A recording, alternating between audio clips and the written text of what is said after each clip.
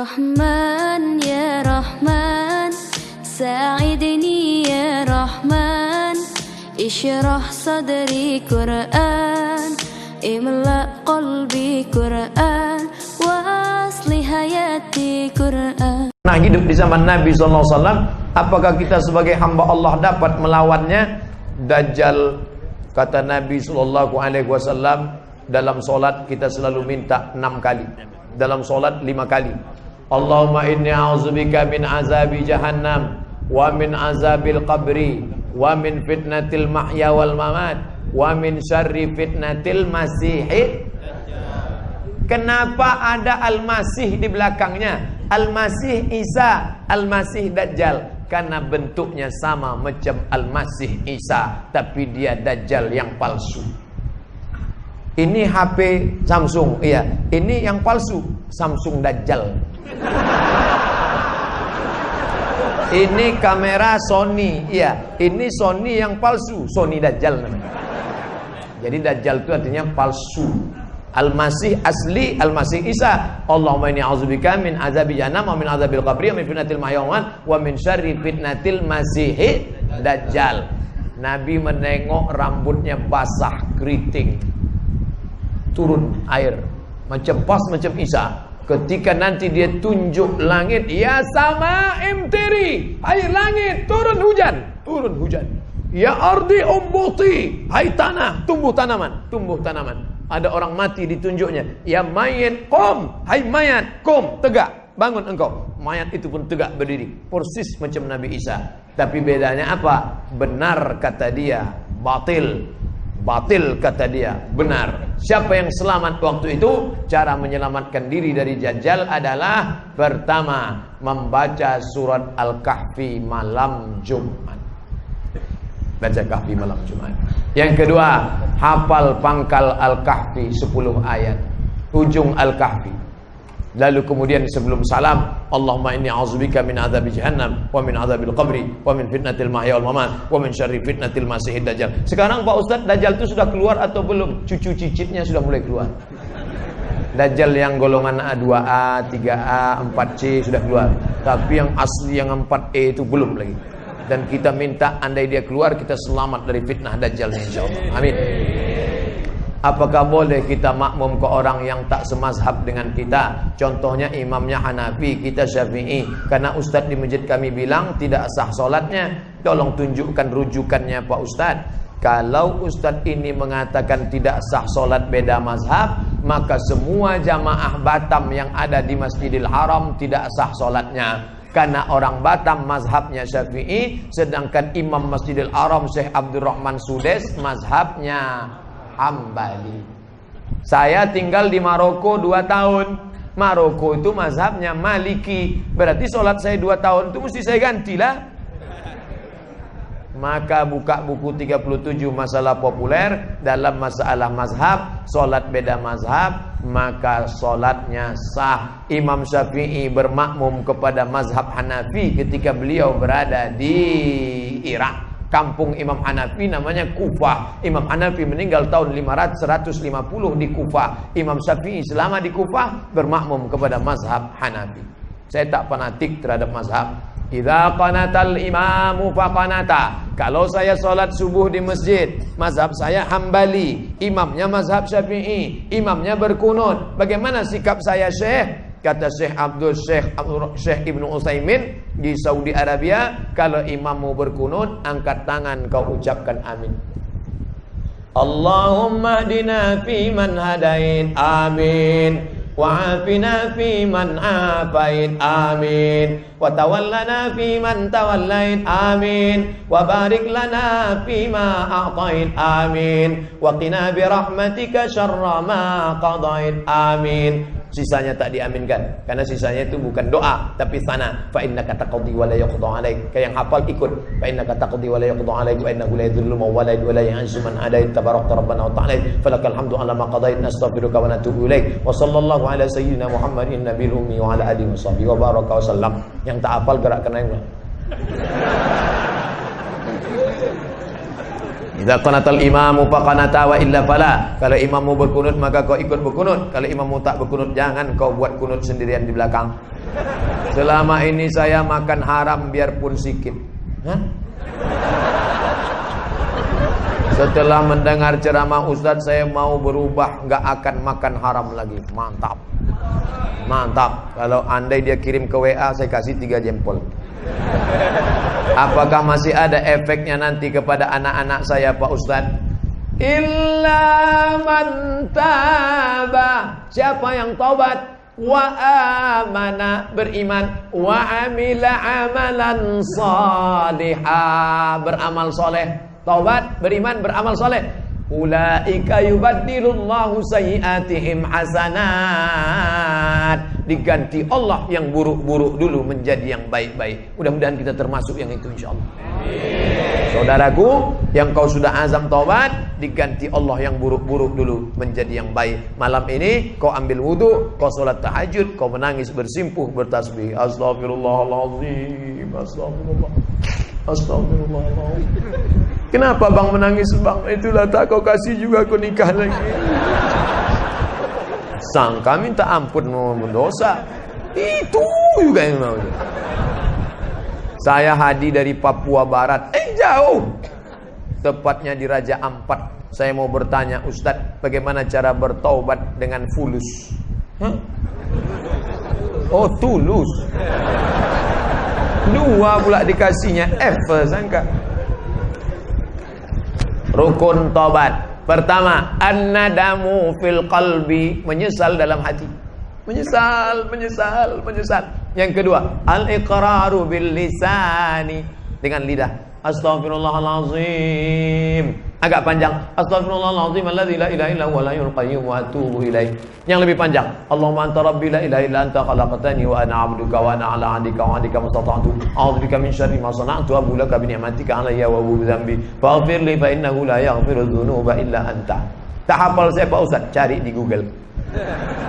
Sayyidul Istighfar, enter, print, cetak, tempel. Di mana sering ditengok-tengok. Kebetulan di kantor, tempel kantor. Allahumma anta rabbi la. Ibu-ibu yang masak tempel dekat kuali. Allahumma anta rabbi la ilaha illa anta khalaqtani wa ana 'abduka wa ana 'abduka wa 'abduka. Al-iqraru bil lisan, an-nadam bil qalbi, menyesal dalam hati. Al-iqraru bil lisan dinyatakan dengan lidah.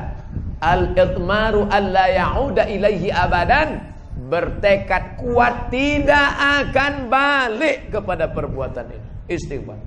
Ayolah bro, kita ke karaoke malam ini. Tidak. Aku kalau sudah kukatakan taubat kepada Allah, sekalipun ke karaoke ini, tidak, sekali tidak. Kami yang bayar. Ayolah.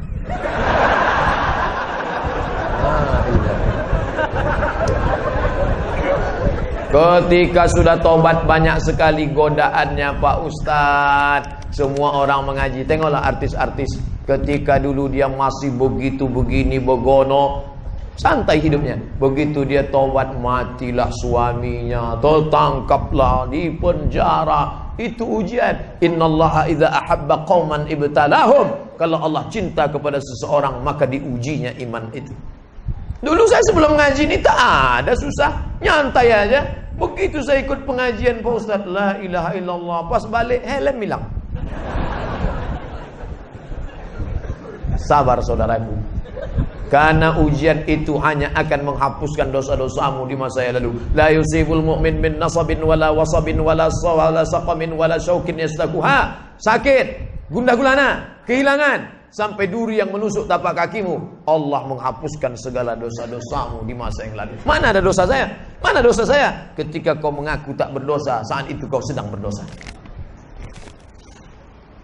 Bagaimana cara kami yang muda untuk saling mengingatkan untuk taubat dengan tantangan zaman masa kini? Antum tak perlu ceramahi saudara antum.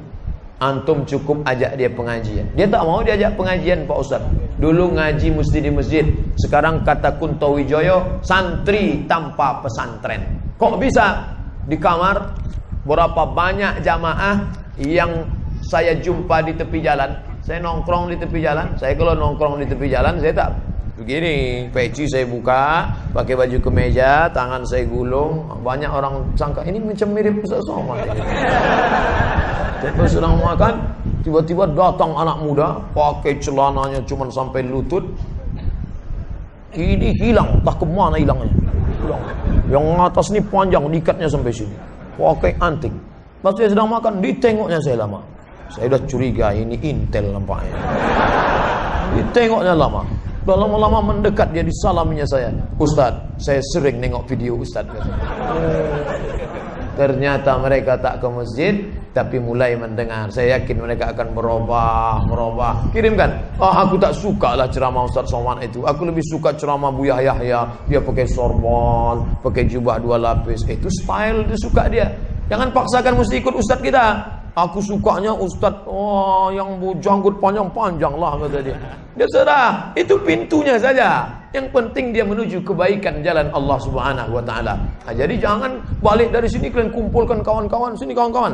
Assalamualaikum warahmatullahi wabarakatuh. Tak bisa gitu. Kawan-kawan itu bukan dia respect, malah lucu ente gitu. Usulkan ke ketua masjid, Pak Ketua Masjid, ini kan di lingkungan kita ini banyak anak-anak muda. Sementara, jadi lidahnya lidah ketua masjid yang dipakai. Dekati Pak RW, dekati Pak RT. Pak RW, Pak RT, gimana kalau subuh Ahad nanti kita buat pengajian? Anak muda kita undang ustadznya. Boleh kata Pak RW, kata Pak RT. Aku pun anakku ni pusing, aku nengok dia tak pernah sholat subuh. Nah, acaranya apa kita buat? Pelatihan mandi jenazah, Pak. Oh, jangan. Latihan mandi jenazah mahal itu modalnya, kata Pak RW. Kita nanti beli bonekanya lagi. Berapa harga boneka untuk mandi? Tenang aja Pak RW, itu usah pakai boneka. Anak Pak RW itu kita mandikan.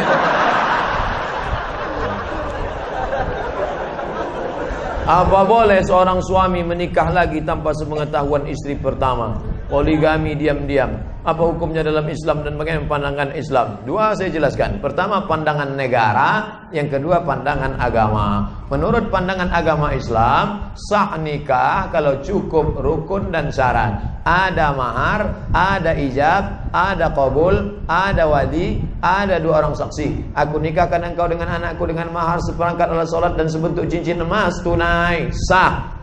Tak ada syarat izin istri pertama menurut hukum fikih. Tapi menurut hukum Republik Indonesia tidak sah nikah kecuali izin istri pertama. Maka siapa yang mau poligami, mintalah istri membuat surat pernyataan ditandatangani matre 6.000. Saya yang bertanda tangan di bawah ini, dengan ini tidak ada keterpaksaan bahwa saya ridho dan setuju bahwa suami saya menikah sekali lagi. Setelah itu dibawalah kertas tadi ke pengadilan. Nanti pengadilan akan memanggil istri, memanggil suami. Lalu ditanyanya, hai ibu istri pertama, ya benarkah ini surat tanda tangan ibu? Betul Pak Hakim. Apakah selama ini tidak ada masalah dalam rumah tangga ibu? Tak ada Pak Hakim. Jadi intinya ibu setuju ya setuju. Cepatlah pukulkan palu tu. Kalau bisa jangan ke meja tu, kepala suami saya ini pukulkan. Maka kata Pak Hakim, dengan ini sah. Maka dengan ini sah. Lalu dengan modal secari kertas tadi, maka menikahlah dia. Kalau tidak, maka istri pertama bisa menuntut ke pengadilan. Nah, itu dia. Di Batam saya tak tahu di mana kantor. Kalau di Pekanbaru nanti saya tunjukkan kantornya. Apakah nikah muda itu salah? Nikah muda bagus. Saya menyesal nikah udah tua. Kalau tahulah saya nikah muda itu baik, begitu habis sunat nikah langsung. Untuk menghindari zina Pak Ustaz, disuruh nikah tapi belum siap. Saya baru pulang dari Mesir seminggu yang lalu. Hari Rabu saya pulang. Waktu terakhir berjumpa dengan adik-adik, saya katakan, kalian kalau ada anak lajang yang sedang kuliah, kebetulan ada perempuan yang juga dikirim belanja dari orang tuanya, cocok kalian, bagus kalian menikah. Tapi dengan syarat perjanjian yang ketat. Adinda, aku belum bisa cari makan, aku kiriman orang tuaku, kau pula dikirim orang tuamu. Bagaimana kalau kita merger aja? Yalah bang, kata dia, daripada kau diambil orang lain, bagus aku yang mengambil. Bagus nikah. Tapi orang tua saya ini tak paham tentang ini Pak Ustadz. Dia maunya saya kepribadian dulu, mobil pribadi, rumah pribadi, kebun pribadi. Gimana nih Pak Ustadz? Maka pahamkanlah orang tua. Jangan balik dari sini dudukkan ayah, dudukkan emak. Assalamualaikum warahmatullah. Jangan. Berapa banyak kita ini ingin jadi ustadz, bukan begitu caranya. Panggil nenek mama, alim ulama, cerdik pandai, tokoh masyarakat. Pak, aku mau menikah di usia muda, takut berzina, tapi ayahku tak setuju. Bisa bapak bicarakan dengan ayah? Maka si bapak pun bercerita, anakmu itu ku tengok sudah agak gatal betul. Bolehlah kau nikahkan. Nah, jadi idenya dari kita, tapi kita pakai lidah orang-orang tua yang didengar. Kira-kira bapak kamu itu cakap siapa yang dia dengar? Ayah saya ini pegawai Pemprov Pak. Kalau atasan dia ngomong, insya Allah cari atasannya ngomong. Ayah saya ini ngefan betul sama Ustadz Fulan Pak. Panggil Ustadz itu, suruh Ustadz. Ada imam di masjid Jabal Arafah namanya Ustadz Haruna Hasim. Ayah saya jamaahnya Pak. Panggil Ustadz Haruna. Ustadz tolong ngomongkan ke dia. Kata Ustadz Haruna, bagus betul kalau anak bapak itu nikah. Iyalah saya setuju lah kalau gitu.